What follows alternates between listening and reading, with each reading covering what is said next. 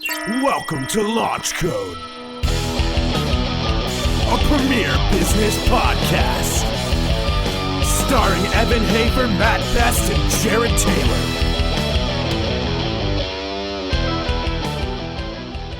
What's up, everybody? Welcome back to another episode of Launch Code, the premier business podcast. And when I say premier, I mean the best. I would say that. Wouldn't you, TJ? I would definitely say Is it the best? I would say the best. It's the best. I've been listening to it for weeks. We have the coolest people. Definitely. I mean, very few. I mean, there's a lot of boring people on a lot of boring podcasts, but we have fun people. Ladies and gentlemen, that voice that you are hearing is none other than TJ Kirgin, the founder. TJ Kirgin. The founder and creator of TacticalShit.com. TJ, that is correct. You and I have a long history. Yeah, it is. It does kind of seem kind of long, doesn't it? But it really isn't. It's like, 5, 6, 7 years, something like that? Around 7, I would say. I'm going to let you start at the beginning. Like, what do you remember? How do you remember all this going down?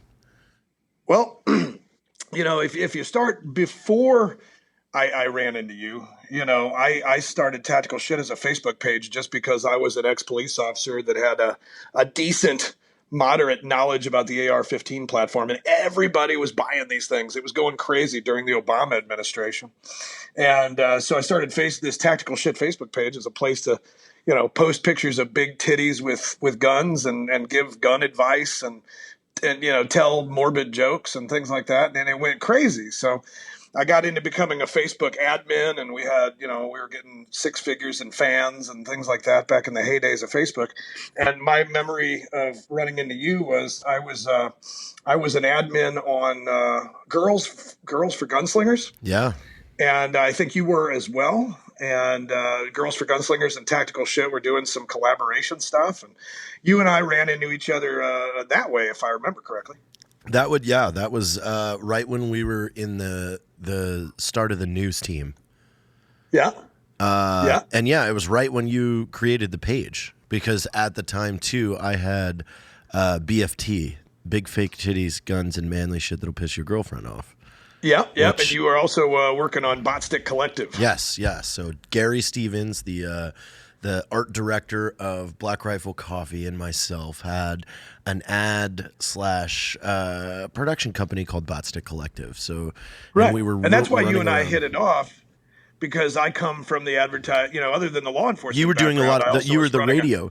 I run an ad agency in St. Louis. I still do. I still make TV commercials for car dealers every month. So I do remember that first conversation now, and that was also back when so at that time, this is around 2011, 2012, or it was around 2011. No, 2012 is where we're at, and we had created Operation Social Media, right? The group. Yep. In order to get in the group, you had to be an admin of a page of 250,000 followers or higher. And we had 14 people in that group, and that accounted for close to 11 million Facebook followers. And we used to sign up for days of which we would post things and have it shared by the whole group. Right. It was a giant share collaboration group, a very powerful organization. I mean, we had Girls for Gunslingers, we had BFT, we had Cold Dead Hands. We had Mullen Labe Industries, I think, was one of them. Mullen Labe Industries. We had Funker 530. We had, this was all the early days of the only people that were putting things out on the internet. Right.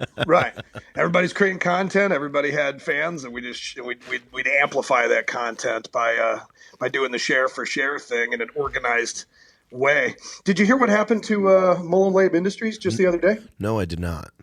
I haven't talked to Chris Gleason in a long time, but that's a name I haven't heard in a while too. Right. He was one of the 206 conservative pages deleted by Facebook last week in advance of the midterm elections. Facebook has shut down 206 pages, all of which were the guys that were sharing the political memes and the political articles with the what Facebook calls engagement bait or clickbait titles. 206 pages gone, like 500 profiles gone. Everybody, I heard Chris lost his profile. His wife lost her profile because she was an admin on the page, and then there's a bunch of those pages are getting together and actually, from what I heard, filing suit against Facebook. Wow. It's a hard thing to win because you're using a free, privately owned platform. They can do whatever they want. Absolutely. I know people scream the First Amendment. I know people scream that it's unfair, but at the end of the day, you're using somebody else's yard, Yeah. You're in somebody else's yard and you're yelling at them why, Yeah, and it's okay to shit in that yard. You just got to make sure you don't shit in the yard too many times. Yeah. So tell us about when you took Tactical Shit from a Facebook page that was funny and fun and just a hobby and turned it into a business. Yeah, well, I'm from after being in law enforcement, I was a drug and gang cop in North St. Louis County. I did that for about 5 years full time, and then I stayed doing it part time for a couple of years as I got into the advertising and marketing industry. And when I was in advertising and marketing, I learned a lot from a lot of people because I was the ad guy, and I worked for a lot of business owners and a lot of entrepreneurs and a lot of crotchety old men that made a lot of money. And I learned a lot from those guys. And the one thing I learned was, opportunity comes and goes. You're going to have a lot of failures in life, but the difference is the guy that seizes the opportunity. And so when Tactical Shit, the Facebook page, got to like 3,000 fans in a weekend, which back then that was a lot. I said, hey, we might be onto something here. I actually walked into the ad agency, which is called Anchor Communications. I walked into Anchor and I called everybody in the conference room. I'm like, hey, y'all don't really know this about me or whatever, but, I like guns and I'm doing this thing. And, maybe I could make a little extra money here to pay for some ammo, And so my art director, who his name's Mike Meiniger, no longer with us. He moved on to another agency. But Mike is an incredible artist. And I said, hey, I need a logo for this. And Mike said, I don't want to be involved, TJ. I said, what? Mike was anti-gun. He was pro-Obama, right? Typical art director. Ew. Yeah, typical art guy, right? And so, but I respected him. I said, hey, Mike, that's cool. I'll outsource it to somebody else. Well, the next day, before I had a chance to outsource it, Mike walks in the office and throws what is now the Tactical Shit logo on my desk. And he says to me, I don't know why, but this came to me last night. And I looked at it and I was like, holy fuck, this is like Nike swoosh, bad comparison these days. But at that time, I was like, this is like the Nike of the tactical industry. This is fucking awesome. And so I think the logo had a lot to do with the further amplification, that logo and the great content. And so then we started monetizing it. How do we make some money to buy some ammo? And I'd done a lot of e-commerce stuff in the past. There was at one time in my life, I actually sold stuffed animals on the internet. Wow. Shit you didn't know, right? Yeah. So I failed miserably at it. I lost a ton of fucking money selling stuffed animals on the internet once. And so I knew how to do e-commerce though. So we built this piece of shit e-commerce website, and I did some market research about what our fans were into. This is even before they started calling themselves tactical shitheads. I realized that morale patches, those Velcro morale patches y'all made famous in Afghanistan and Iraq. Huge market for that. Yeah, they were going mainstream at the time, and we were definitely helping that, with all the pages sharing the different pictures and whatnot. And so long story short, I decided, hey, there's a great margin in these morale patches. I don't need a warehouse. I can fit them in my drawer. Yeah. Bought $3,000 worth of, and I sold them for $6,000. Then I bought $6,000 worth of morale patches, and I sold them for $12,000. And this is in a couple weeks. Then I bought $12,000 worth of morale patches, and I sold them for $24,000. And then I said, maybe we should sell something other than morale patches. And then I bought $12,000 worth of morale patches and $12,000 worth of body armor. And then basically, how do you jump from patches to body armor? Like, where was that? Like, hey, let's do patches and then body armor. I don't think we jumped directly to body armor. I think our number 2 product after morale patches, and probably the most successful product to this day at this company, is the skull mask. You remember the Yes, days when absolutely. every picture on the internet was a skull mask? Yeah. Oh, I know exactly what you're talking about because I remember Dude, when you were telling me about them. You're like, dude, I could get these for this, and we're selling them for this. This is amazing. Oh, yeah, we're getting them for $1 from China, and we're selling them for like $10, and we were selling like 500-600 of them a day. It was stupid. It was stupid. We still sell the shit out of them. I mean, nowhere near like they used to, but we definitely it was an interesting product. But those products, those tchotchke products, led us to eventually saying, hey, we probably ought to sell real tactical gear, and that's when we got into the body armor and the yeah, but the let's battle talk. belts. Let's talk your scale here. Like at this point, you were fulfilling in house with patches in drawers. What did you do? When was that kind of fear moment of, oh, we're getting over our head with orders, and I don't have the people or I don't have the systems in place. Yeah, to be I've able had to that be fear putting... moment about 5 or 6 times. So tell me about that. So tell me about your 5 times that you have had to scale, because I know that first Christmas that you did, it was like a hair pull. Like, oh fuck, how am I going to ship all this shit? Right. No, my wife at the time was a grocery store manager in the deli. And she had told me one day I was on the computer, probably fucking chatting with you. And she walks by me in the kitchen at the computer and she says, get off the fucking computer. You're not going to make a dime. You're not going to make $1 from tactical shit. Well, by the end of that first year, she had quit her job at Deerberg's, the grocery store, and was working basically 24 hours a day in the shipping department. My wife, my daughter, some of our people from the ad agency were also back in the back shipping shit.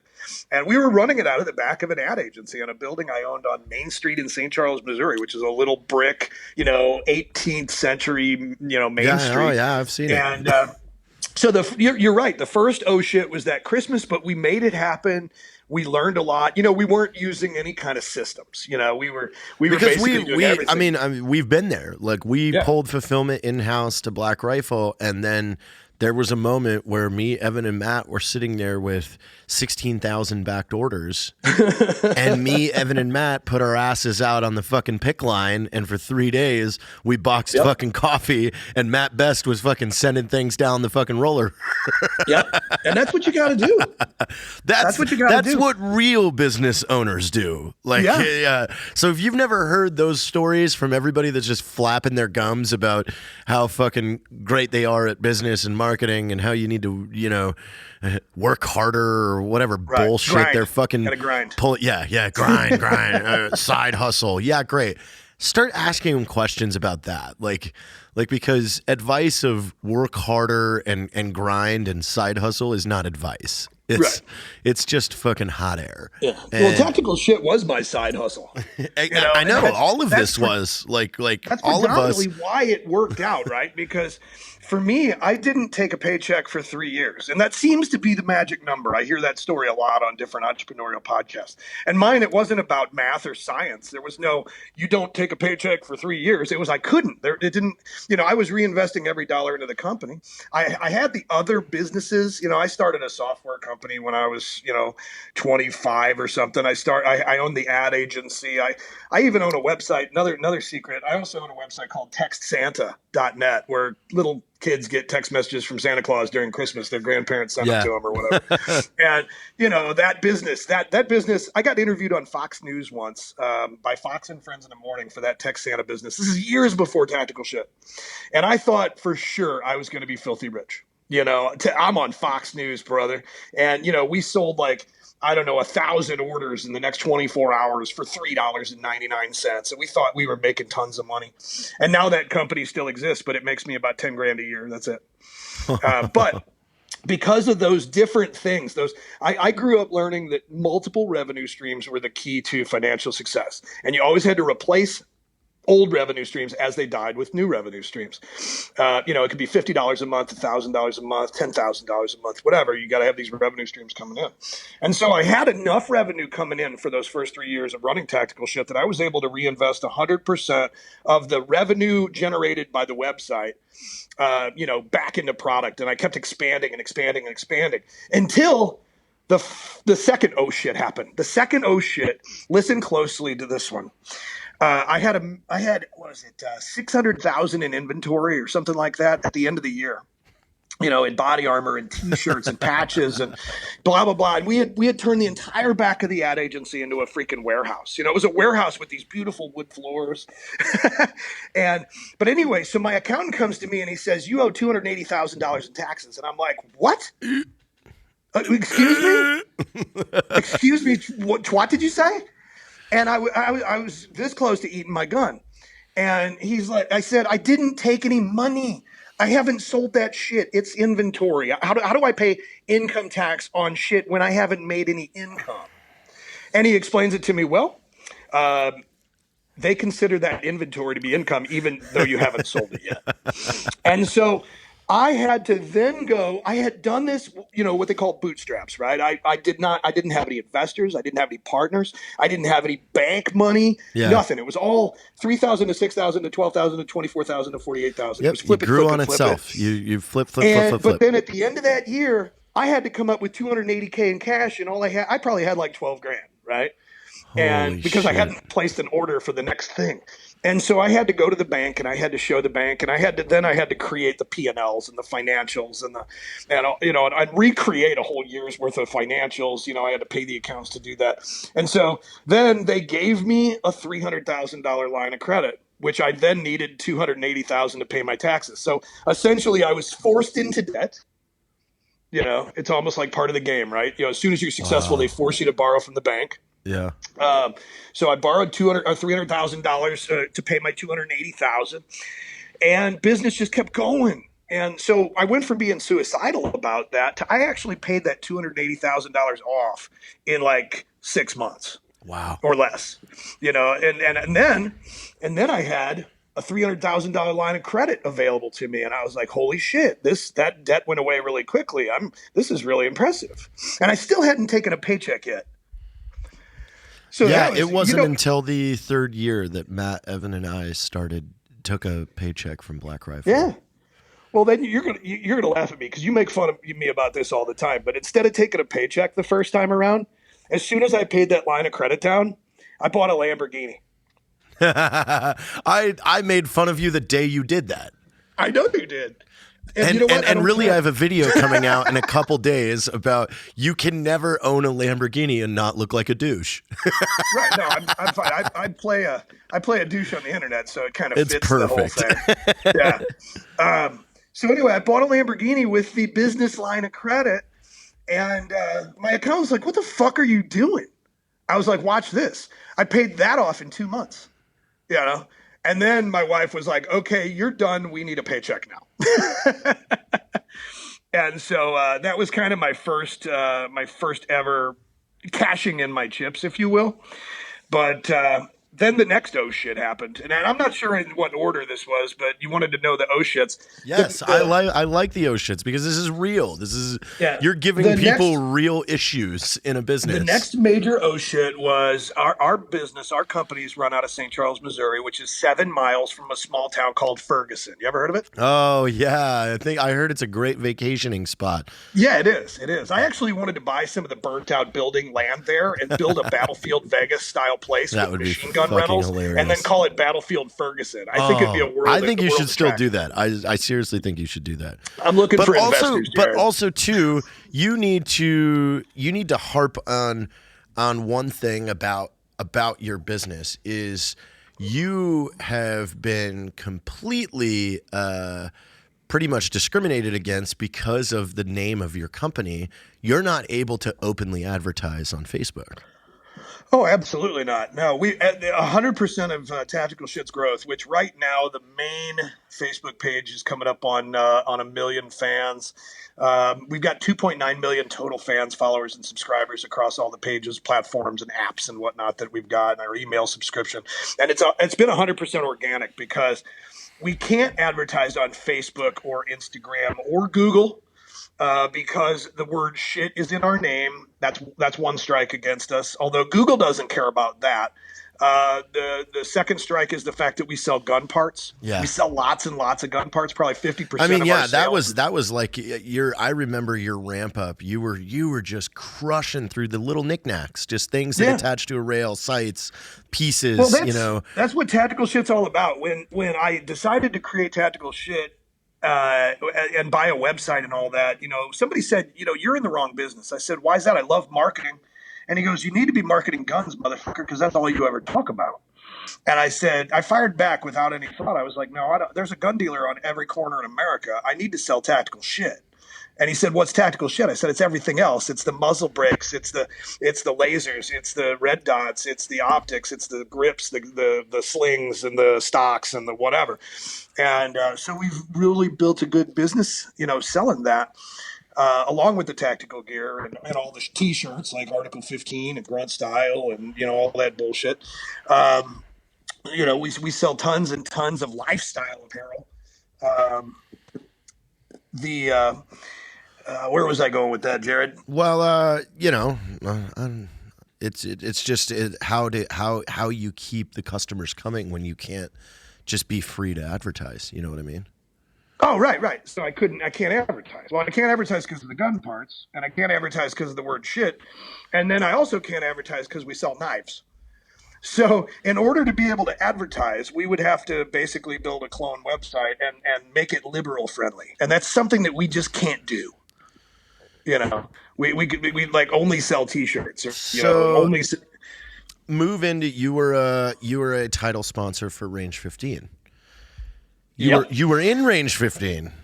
I was in Range 15. Quite a few I'm times. one of the few people that have ever taken it in the ass by Matt Best on camera. You die a lot in Range 15. I do die a lot. I die well. I think I've counted over 3 times you've died in Range 15.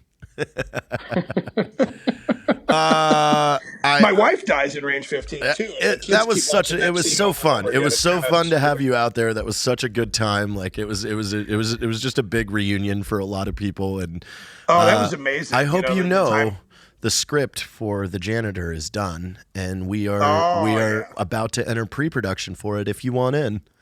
I definitely want in. There's no doubt about that. Y'all heard it right here. Tactical Shit wants to be involved in that flick. I remember when I was in California and we were wrapping up production on Range 15 for the couple days that I was there. Matt said, "Hey, are you going to be in the next one?" And I said, "Well, how can I be in the next one? I died like literally 2 or 3 times in this one."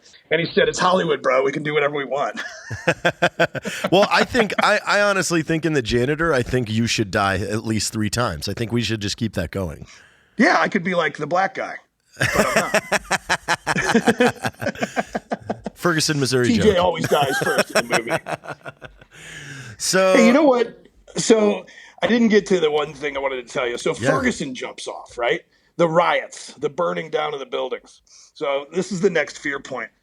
So I come to work, the next day, after the riots, I come to work, and because I'm an ex-North County cop, I know that area really well. I know the people really well. I know their habits and whatnot, and I tell some of my guys, and I employ mostly vets. I said, hey, grab a couple ARs, grab some body armor. Hey, you go grab a camera. We're going into the riots, and they're like, what? I'm like, we're going into the riots. We're going to go make some videos, and so. We went into day 2 about 11 a.m., so it was fairly calm in there. And we did a video right in front of the burned down Quick Trip. And that video not only went virally nationally, we called it Tactical Tom Brokaw. It was like a little mission we did, a little incursion mission. And we did a story that was very pro-police right in front of the Quick Trip. And while it was still smoldering. Oh, yeah, I remember this. It went viral nationally, but it also went viral locally within the law enforcement community. Like every cop in St. Louis, and there's shitloads of them. There's 186 municipalities in St. Louis County. Holy Everyone's shit. got a police department. Basically, the cops were like, hey, did you see this ex-cop doing the video in front of the Quick Trip? This is funny shit. And so I come to work day 3 of the riots, and there are literally police officers looped around my building and looped all the way around the block, standing in a line, waiting to go in the back door so that my people can measure them for body armor and carriers. And because they were getting shot at with AKs every night over there. Oh, my God. And so if you remember watching the CNN, the fire line in front of the city hall with all the cops wearing all the tactical gear, I would say 90% of that shit came from Tactical Shit on Main Street in St. Charles. And that was when we decided we needed a retail store because the cops were actually, there were so many of them for so many weeks. They were impeding the shipping operation. They were impeding the agency operation. So we ended up opening the first retail store. I had a stripper that lived in the front apartment of my building. And she had not paid her rent for a while, and so she moved out, ironically, at about the same time. So we went up there, and we removed the stripper pole from her bedroom. She actually had a LED dance floor and stripper pole in her bedroom. And we took that out, and we built a 1,200 square foot store, retail store, never done retail before in our lives, in this little apartment on Main Street. And it was one of these deals where you had to go up a flight of stairs, knock 3 times on the door, the little thing slides open, and so we did that for a long time. For a couple of years, we actually ran that retail out of the front upstairs apartment of the building, with the shipping in the back and the agency in the front. And I couldn't believe it. It worked. The retail was making money. And a couple of years later, we bought a 11,800 square foot building right on the side of the highway with 100,000 cars a day going by, an old military surplus business, believe it or not. And we've moved the whole operation over here. Now our retail store is about 3,500 square feet. Number one selling product in the store. Can you guess what it is? Black Rifle Coffee. Black Rifle Coffee. We have a huge Black Rifle Coffee display right in the front door when you walk in, and it's funny. Can I send you giant posters of Matt? I'm not going to tell him that I'm doing it. I just want you to send me pictures of just huge posters of him in your store. We definitely need to do that. We need to do that. So I do radio commercials, and the radio commercials I talk about Black Rifle Coffee. And so people come walking in the front door, I shit you not, on a daily basis, standing in front of the huge display of Black Rifle Coffee. They look over the top of the display at one of my guys behind the counter, and they say, "Hey, y'all got any Black Rifle Coffee?" Oh, don't worry. It's just like the internet in real life, You Absolutely. you post a time, place, time, location, and what's going on, and the first comment is, "When is this?" Right. So, hey, where can people find you at in the social media world? Website, Instagram, Facebook. If they want to find me and watch the entrepreneurial douchebag guy with the Lamborghinis and shooting guns all the time, then they find me as my alias online is Sig Glockencolt. That's SIG_Glockencolt, just like the guns. Sig Sauer Glock Colt.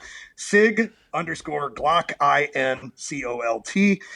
If they want to find Tactical Shit on just about every social media, it's Tactical SHT, just basically Tactical Shit without the I. On Facebook, it is Tactical Shit with the I, because fuck Facebook. And that's about it. You can find us at tacticalshit.com. That's our blog where we do industry news and news you give a shit about on a daily basis. And shop.tacticalshit.com, which is our store that now has 18,000 products from over 200 different brands. And we're basically the Macy's of tactical gear. If you consider your lifestyle to be represented by the word tactical, you're going to love shop.tacticalshit.com. And you'll catch TJ in the next upcoming St. James Street James film project, The Janitor. That's going to be awesome. That's going to be awesome. Hey, TJ, can't thank you enough for sharing the story. We'll get you back on again, because I would love to do an entire episode of the trials and tribulations of when you went to a retail outlet. But hey, the information that you shared is valuable for anybody out there. Maybe I'll be able to tell the story about the first time. Maybe I'll be able to tell the story about the first time you and I ever talked on the phone, and you told me about how you had a friend that made funny videos on YouTube, and you guys were going to start a T-shirt company. Absolutely, that would be great. Again, ladies and gentlemen, TJ Kirgin from Tactical Shit. This is Launch Code. Thanks for having me on.